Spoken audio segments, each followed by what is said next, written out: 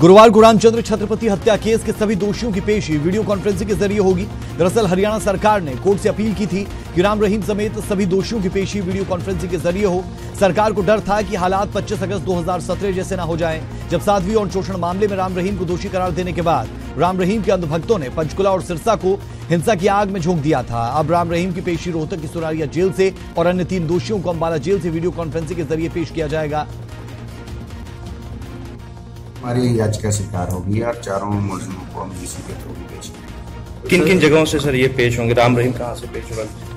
वो रोहतक जेल सुनारिया से, वहाँ से उनकी विषय और अन्य आरोपी वो जो अम्बाला जेल में बंदा वो उनकी वही सर्विस है। देखिए, फैसला तो ऐतिहासिक ही कहेंगे इसको। ये जो आजकल की टेक्नोलॉजी के हिसाब से सारी बातों को ध्यान में रखते हुए, लॉ एंड ऑर्डर की सिचुएशन को देखते हुए जो फैसला किया है, जैसा में बहुत ही सराहनीय है। रामचंद्र छत्रपति मर्डर केस में फैसले के मद्देनजर सिरसा में भी सुरक्षा के मद्देनजर पुख्ता इंतजाम किए गए हैं। सिरसा पुलिस ने पूरे दलबल के साथ फ्लैग मार्च भी निकाला। सिरसा में डेरा सच्चा सौदा का मुख्यालय होने के चलते चाक चौबंद इंतजाम किए गए हैं। सिरसा में पहले से ही हरियाणा पुलिस की 12 कंपनियां तैनात है। बुधवार को पहुंची सीआरपीएफ की 2 और कंपनियां। शहर में लगाई गई धारा 144। सिरसा में पुख्ता पुलिस नाकाबंदी के ऊपर, पेट्रोलिंग के ऊपर और रिजर्व फोर्स हमारे पास सफिशिएंट है। और इसके साथ साथ हमारे पास 2 कंपनी जो है, सीआरपीएफ की एक महिला कंपनी सीआरपीएफ और एक जेंट्स पुरुष कंपनी सीआरपीएफ पहुंच चुकी हैं, जो कि हमारे साथ फ्लैग मार्च भी कर रही हैं। रामचंद्र छत्रपति मर्डर केस पर फैसले को देखते हुए पंचकुला और सिरसा के आसपास के जिलों में भी पुलिस प्रशासन अलर्ट पर है। सिरसा और पंचकुला में एहतियातन सुरक्षा बढ़ाई गई है। शांति व्यवस्था बनाए रखने के लिए धारा 144 लागू की गई है। सिरसा और पंचकुला में आने जाने वाले रास्तों पर नाके लगाकर नजर रखी जा रही है। साथ ही राम रहीम के भक्तों समेत बाहर से आने वाले लोगों और गाड़ियों की तलाशी भी ली जा रही है। डेरा सच्चा सौदा के प्रमुख के खिलाफ माननीय सीबीआई कोर्ट में जो फैसला सुनाना है, उसको मद्देनजर रखते हुए फतेहाबाद पुलिस ने सुरक्षा पुख्ता प्रबंध किए हुए हैं। की सुनारिया जेल में बंद है और रामचंद्र छत्रपति मर्डर केस में फैसले को देखते हुए रोहतक में भी सुरक्षा के पुख्ता बंदोबस्त किए गए हैं। एहतियातन सुनारिया जेल के आसपास भी सुरक्षा के पुख्ता बंदोबस्त किए गए हैं। लगभग 400 सुरक्षाकर्मी चप्पे चप्पे पर तैनात है। पुलिस जवानों के अलावा ड्रोन से भी इलाके पर नजर रखी जा रही है। जींद से कांग्रेस उम्मीदवार रणदीप सुरजेवाला विरोधियों के निशाने पर है। अभय चौटाला ने भी रणदीप सुरजेवाला पर निशाना साधते हुए कहा कि वो विकास और किसानों की बड़ी बड़ी बातें तो करते हैं, लेकिन जब पंजाब में किसान का मैनिफेस्टो जारी हुआ तो सुरजेवाला ताली बजा रहे थे, जबकि उस घोषणा पत्र में हरियाणा को एसवाल का पानी न देने की बात लिखी गई थी। सुरजेवाला जो है, जो आज विकास की बात करता है, जब पंजाब के अंदर चुनावी घोषणा पत्र जारी हो रहा था, उस चुनावी घोषणा पत्र के अंदर लिखा हुआ था कि एसवाईएल नहर का निर्माण जो है वो हम नहीं करेंगे, एक बूंद पानी भी हम किसी दूसरे राज्य को नहीं देंगे। और सुरजेवाला उस मैनिफेस्टो को जारी करवा रहा था, वहां खड़ा होकर के क्लैपिंग कर रहा था, स्वागत कर रहा था उस चीज का, तालियां बजा। जींद उपचुनाव को लेकर कृषि मंत्री ओपी धनखड़ ने बीजेपी की जीत का किया दावा। विरोधियों पर निशाना साधते हुए धनखड़ ने कहा कि दुष्यंत और दिग्विजय को पुराना घर याद आ रहा है। तो रणदीप सुरजेवाला से लोग पूछ रहे हैं कि कैथल रहेंगे या जींद। कृषि मंत्री ओपी धनखड़ कर चुके हैं जींद में प्रचार। उनके मुताबिक जनता का साथ बीजेपी के उम्मीदवार कृष्ण मिड्ढा को ही मिलेगा। के लिए वोट मांग रहे हैं सर, उसमें क्या कहना चाहेंगे? पुराना घर था, बाप दादा की याद भूली जी। चुनाव भारतीय जनता पार्टी जीत रही है। कल मैं प्रचार करके आया हूँ, सारा दिन मैंने जींद में लगाया और बहुत ही अच्छा वातावरण है। लोग बीजेपी को बहुत पूरी तरह से सफल बना रहे हैं।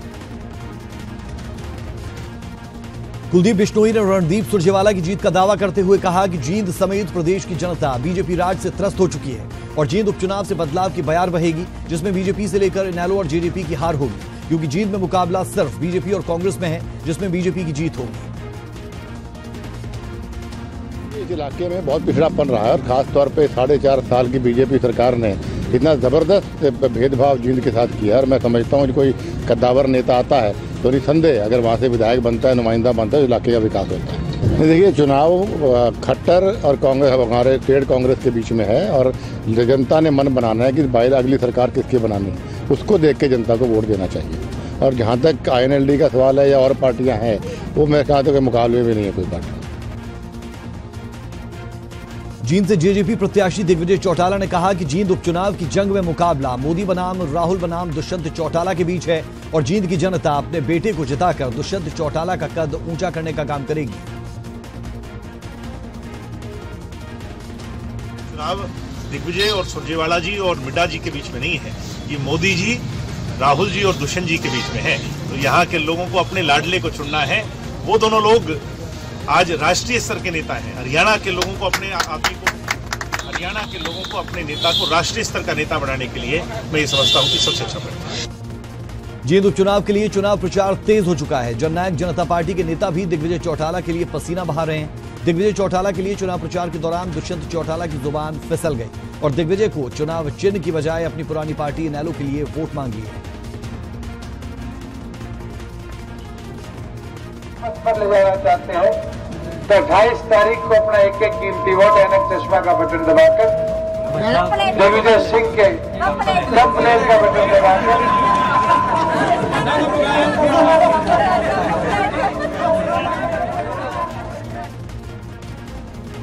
नूह में पिछले 3 दिनों से कर्नाटक के भाजपा विधायक रुके हुए हैं। कर्नाटक की सत्ता में मची इस उथल पुथल का असर हरियाणा में देखने को मिल रहा है। नूह में ITC ग्रांड भारत रिसोर्ट के बाहर कांग्रेस कार्यकर्ताओं ने जमकर प्रदर्शन किया। आपको बता दें कि इस रिसोर्ट में ही भाजपा के विधायक ठहरे हुए हैं।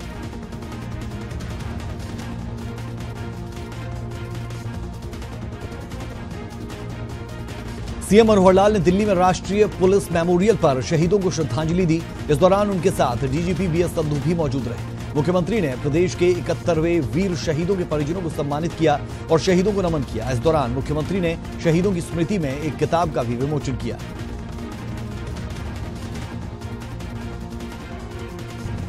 आज यहाँ राष्ट्रीय पुलिस मेमोरियल, इसमें सबसे पहले प्रदेश के उन 31 वीर जवान जो शहीद हुए, मैं उन सबको श्रद्धांजलि अर्पित करता हूं। हरियाणा समेत 5 राज्यों को सुप्रीम कोर्ट से बड़ा झटका लगा। सुप्रीम कोर्ट ने DGP की नियुक्ति के संबंध में अपने पिछले साल के आदेश में बदलाव की मांग करने वाले हरियाणा, पंजाब, बिहार, पश्चिम बंगाल और केरल सरकार की याचिकाओं को खारिज कर दिया। चीफ जस्टिस की अध्यक्षता वाली बेंच ने कहा कि राज्यों के DGP की नियुक्ति में UPSC की भूमिका बनी रहेगी। कोर्ट ने कहा कि DGP की नियुक्ति के संबंध में पिछले निर्देश पुलिस अधिकारियों को राजनीतिक हस्तक्षेप से बचाने जनहित में जारी किए गए थे।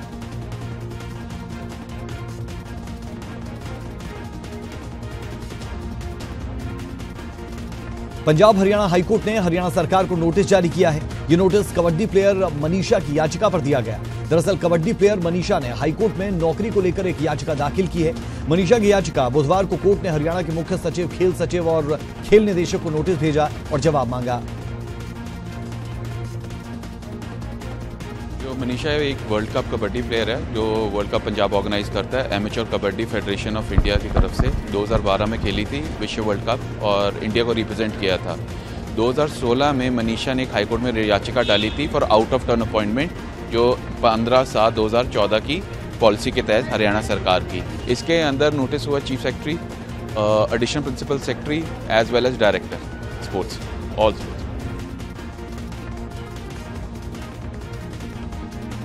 नेता प्रतिपक्ष अभय चौटाला पर चल रहे आय से अधिक संपत्ति मामले में बुधवार को कोर्ट में सुनवाई हुई। हालांकि सुनवाई में अभय चौटाला कोर्ट में पेश नहीं हुए, बल्कि उन्होंने अपने वकील के जरिए जरूरी काम होने के कारण एक एप्लीकेशन कोर्ट में भिजवाई। वहीं इस केस में पटियाला हाउस कोर्ट में एक गवाह की गवाही भी करवाई गई। केस की अगली सुनवाई 7 फरवरी को होगी। गौरतलब है कि सीबीआई ने कांग्रेस नेता शमशेर सिंह सुरजेवाला की शिकायत पर इंडियन नेशनल लोकदल के प्रमुख और हरियाणा के पूर्व मुख्यमंत्री ओपी चौटाला और उनके बेटों अजय और अभय के खिलाफ आय से अधिक संपत्ति का मामला दर्ज किया था।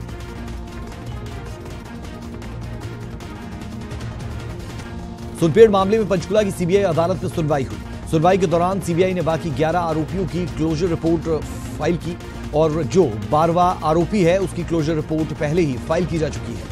वकील ने बताया कि आरोपियों की क्लोजर रिपोर्ट फाइनल होने से आरोपियों को सीबीआई की ओर से क्लीन चिट मिल गई है।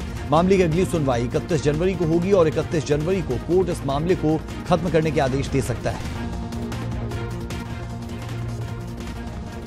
हुड्डा मल्टीपल प्लॉट आवंटन मामले में हरियाणा के एडिशनल एडवोकेट जनरल पवन गिरधर का कहना है कि सरकार किसी भी दोषी को नहीं बख्शेगी और न ही किसी दोषी को बचाने की कोशिश करेगी। इस मामले में पूर्व जजों की कमेटी बनाई बता दें और इस पर 24 जनवरी को ही पता चलेगा कि क्या आगे होगा। हमारे पास अभी ऐसा कोई आदेश नहीं आया है। पिछले आदेश के मुताबिक कुछ फाइल्स की जांच याचिकाकर्ता के वकील ने की है, उसमें जो कुछ भी पाया गया वो कोर्ट को बताया गया। अब 24 जनवरी को मामले की अगली सुनवाई होगी। सरकार की तरफ से किसी भी अभियुक्त को या किसी को भी इसमें बचाने की कोशिश नहीं की जा रही है। जो भी मल्टीपल प्लॉट अलॉटमेंट केस के अंदर जिसकी इन्वॉल्वमेंट पाई गई है, चाहे वो अलॉटी हो चाहे कोई और, अकॉर्डिंगली उसके खिलाफ कार्रवाई कोर्ट के आदेश के मुताबिक की जा रही है। अब प्रदेश में स्कूली परीक्षाओं का मूल्यांकन सीबीएसई पैटर्न पर होगा। जी हां, हरियाणा स्कूल शिक्षा विभाग के अतिरिक्त मुख्य सचिव पीके दास के मुताबिक हरियाणा सरकार स्कूली परीक्षाओं का मूल्यांकन सीबीएसई के पैटर्न पर करने जा रही है ताकि परीक्षार्थियों ने जो प्रश्न का जितना भी सही उत्तर लिखा हो उसके अंक उसे दिए जा सके। पीके दास ने हरियाणा सिविल सचिवालय में अध्यापकों, अभिभावकों और सामाजिक संगठनों ने आह्वान किया कि वो नकल रोकने में अपना सहयोग दें।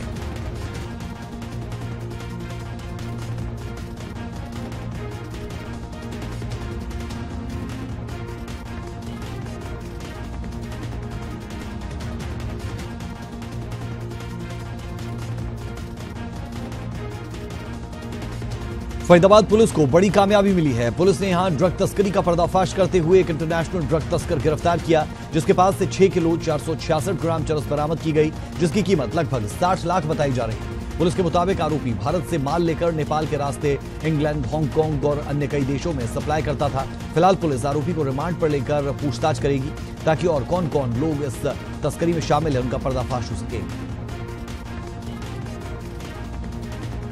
गुरुग्राम में एक युवक का शव मिलने से हड़कंप मच गया। शव पर चोट के गहरे निशान हैं। सूचना मिलते ही पुलिस मौके पर पहुंची और शव को कब्जे में लेकर जांच शुरू कर दी। युवक की उम्र 25 से 30 साल के बीच में बताई जा रही है।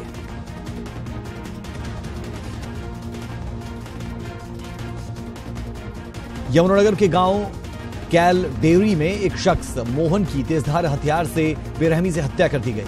वारदात को उस वक्त अंजाम दिया गया जब वो डेयरी में ही गहरी नींद में था। हत्या की वजह रंजिश बताई जा रही है। वारदात को किसने अंजाम दिया, फिलहाल इसका पता नहीं चल पाया है। पुलिस इस डरावनी वारदात की गुत्थी को सुलझाने में जुट चुकी है। हैरानी की बात यह कि 2 साल पहले मोहन के जीजा की भी अपहरण के बाद हत्या की गई थी। गुरुग्राम प्रशासन ट्रैफिक व्यवस्था को दुरुस्त करने के लिए जी-जान में से जुटा है। अब गुरुग्राम की स्मार्ट पुलिस ट्विटर के सहारे ट्रैफिक व्यवस्थाओं को संभालेगी। इसके लिए गुरुग्राम पुलिस ने @TrafficGGM अकाउंट को जारी किया, जिस पर लोग अपने सुझाव और ट्रैफिक संबंधी जानकारी शेयर कर सकते हैं। इस अकाउंट पर जो भी सूचना आएगी उस पर उसी वक्त काम किया जाएगा। इसके लिए गुरुग्राम पुलिस की तरफ से अपनी एक टीम भी बनाई गई है जो इस पर काम करेगी। वहीं इसकी पूरी जानकारी पुलिस के आला अधिकारियों को भी रहेगी, जिससे एक्शन होने की भी पूरी संभावना है। गुरुग्राम पुलिस द्वारा गुरुग्राम ट्रैफिक पुलिस का ट्विटर हैंडल शुरू किया गया है। जो आम जनता है वो अपने सुझाव या ट्रैफिक से रिलेटेड कोई भी समस्याएं हैं वो @TrafficGGM पर ट्वीट करके अपना जो भी साझा कर सकते हैं। पंचकुला नगर निगम कार्यालय के बाहर हरियाणा प्रदेश व्यापार मंडल की तरफ से विरोध प्रदर्शन किया गया। यह प्रदर्शन पंचकुला में नगर निगम की तरफ से कई सेक्टर्स में चौराहों के निर्माण कार्यों में घोटालेबाजी को लेकर किया गया। साथ ही इस प्रदर्शन के जरिए व्यापार मंडल ने चौराहों के निर्माण कार्यों पर हो रहे करोड़ों रुपए के खर्च की जांच करवाने की मांग की।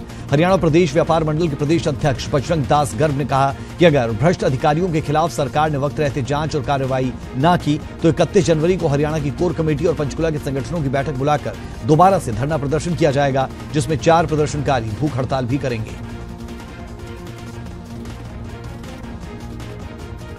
साइबर सिटी गुरुग्राम में बदमाशों के हौसले बुलंद है। सोना रोड पर श्रीराम ढाबा रेस्टोरेंट के मैनेजर पर फायरिंग कर दी गई। ये पूरी वारदात सीसीटीवी में कैद हुई।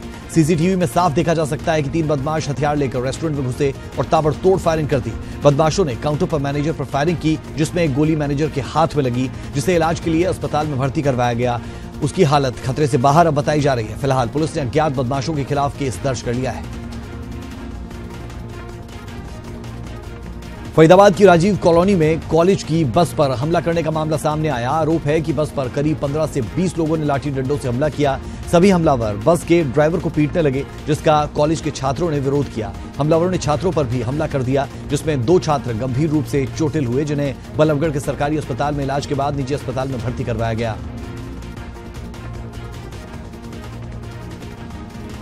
बहादुरगढ़ में फाइनेंसर से तंग आकर एक युवक ने खुदकुशी कर ली। शख्स ने फांसी का फंदा लगाकर खुदकुशी की। बताया जा रहा है कि श्याम ने प्राइवेट फाइनेंसर से लोन लिया था और फाइनेंसर पैसे लौटाने में दबाव बना रहा था।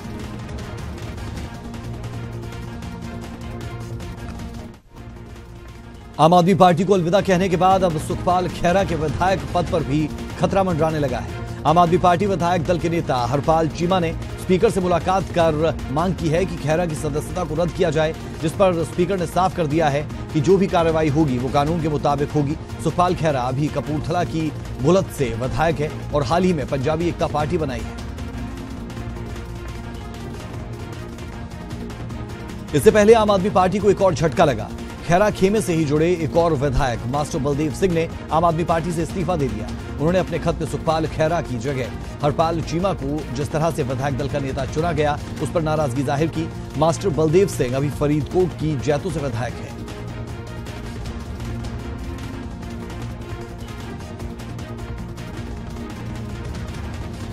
उधर कांग्रेस ने अपने विधायक को पार्टी से सस्पेंड कर दिया है। बीते दिनों मंच से सरकार के नशा विरोधी मुहिम पर सवाल उठाने वाले विधायक कुलबीर जीरा को पार्टी ने सस्पेंड कर दिया। कांग्रेस प्रदेशाध्यक्ष ने कहा कि अनुशासनहीनता की वजह से यह फैसला लेना पड़ा। हालांकि इस फैसले के बाद भी जीरा के तेवर बरकरार है। उन्होंने कहा कि जाखड़ दबाव में है।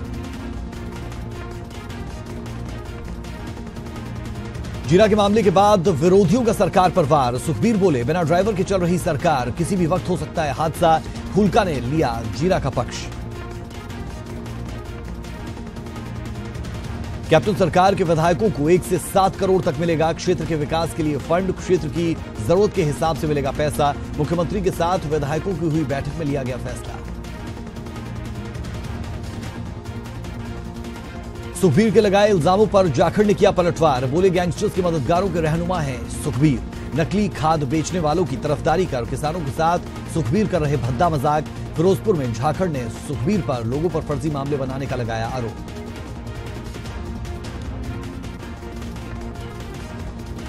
हिमाचल के नए प्रदेशाध्यक्ष कुलदीप सिंह राठौर 17 जनवरी से अपना पदभार संभालेंगे। प्रदेश कांग्रेस के नए अध्यक्ष की स्वागत सत्कार की तैयारियों में जुटे हैं, जिसे लेकर राजभवन में बता दें कि कार्यकर्ताओं की हलचल तेज हो चुकी है और राजीव भवन में यह हलचलें तेज है। गुरुवार को इसे लेकर शिमला में एक संकल्प रैली होगी जो चौड़ा मैदान में की जाएगी। इस संकल्प रैली में कांग्रेस के कई बड़े नेता मौजूद रहेंगे। प्रदेश कांग्रेस पार्टी के नवनियुक्त अध्यक्ष कुलदीप सिंह राठौर पदभार संभालने से पहले ही एक्शन मोड में आ गए। कुलदीप राठौर ने पार्टी नेताओं की बयानबाजी को लेकर कड़ा संज्ञान लेते हुए बेवजह की बयानबाजी न करने की कड़ी हिदायत दी। साथ ही ये भी साफ कर दिया कि पार्टी में किसी भी अनुशासनहीनता को बर्दाश्त कतई नहीं किया जाएगा। अनुशासन तोड़ने पर कार्यकर्ताओं पर कार्रवाई की गाज गिरेगी। पिछले 1-2 दिनों में बयान जो है अखबारों में है, पार्टी आला कमान ने इन बयानों पे कड़ा संज्ञान लिया है। श्रीमती रजनी पाटिल जो हिमाचल प्रदेश में कांग्रेस मामलों की प्रभारी, उनकी मुझसे दूरभाष पे बात हुई है। उन्होंने मुझे इस संदर्भ में हिमाचल से रिपोर्ट तलब की है। मेरा सभी कांग्रेस जनों से ये निवेदन है कि कृपा करके जो है बयानबाजी बंद करें। मैं इस तरह की अनुशासनहीनता बिल्कुल बर्दाश्त करने वाला नहीं हूँ।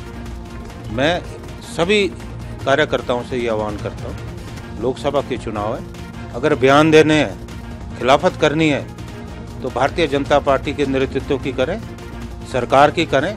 अगर परस्पर ये बयानबाजी होगी ये बिल्कुल बर्दाश्त नहीं होगी। एपीएमसी कांगड़ा के गड़बड़ झाले की खबर से एपीएमसी यानी कि कृषि उत्पाद मार्केट कमेटी कांगड़ा में हड़कंप है। डीसी कांगड़ा ने आनंद फानन में बुधवार को इस मामले पर एक बैठक बुलाई, लेकिन इस बैठक से पहले न्यूज 18 के हाथ इस बैठक के प्रस्ताव की कॉपी लगी। इस कॉपी से साफ झलक रहा है कि घपले को छुपाने की कोशिश की जा रही है। प्रस्ताव के एजेंडा नंबर 9 में वही मुद्दा शामिल किया गया जिसका न्यूज 18 ने खुलासा किया था। दरअसल धर्मशाला सब्जी मंडी की दुकान नंबर 10 ई रिटेल के लिए आवंटित हुई है, लेकिन उसमें थोक विक्रय का काम चल रहा है। इतना ही नहीं, दुकान नंबर 10 को एपीएमसी कांगड़ा सचिव ने साल 2017 में बिना बोली के ही अपने चहेतों को दिया, जिसके पास लिए न्यूज 18 के पास पुख्ता सबूत भी है।